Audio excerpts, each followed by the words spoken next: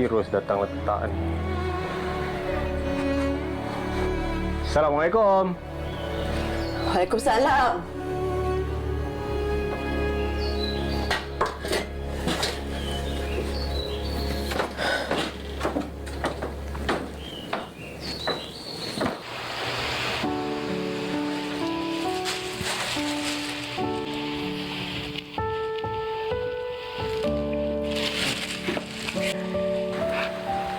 Kenapa kau menangis?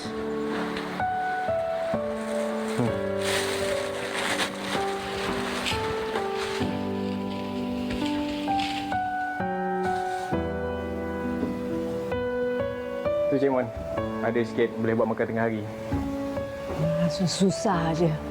Yalah, terima kasih. Tak ada susah pun. Tu dalam tu ada peria katak, bolehlah rebus buat makan tengah hari. Yalah, terima kasih.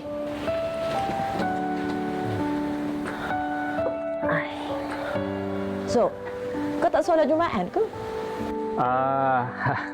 Minggu lepas saya dah pergi, tapi hari ni rasa macam letih pula, tak sempat kot. Hai, macam tu pula. So, aku ni tak hidup lama kot, So. Kalau aku dah tak ada, nanti siapa tengok kamu ni? Cik Mon ni, jangan fikir yang bukan-bukan. Tak ada siapa pun tahu ajal dia bila. Dah lah Cik Mon, tak payah fikir yang bukan-bukan. Tetap juga akan mati. Ya, betul. Tapi Cik Mon tak payahlah fikirkan sangat.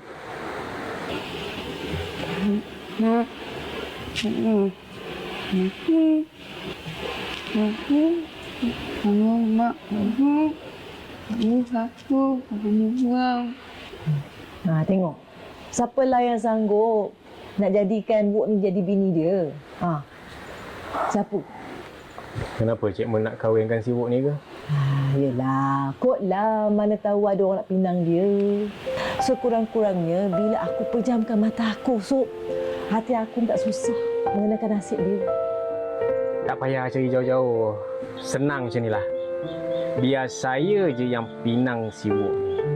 Dengan berhantarankan gula, sayur, telur, beras, minyak. Kan cukup 5 tu buat hantaran. Kan Cik Mon kan? Alah Cik Mon, sadar jauh je pun.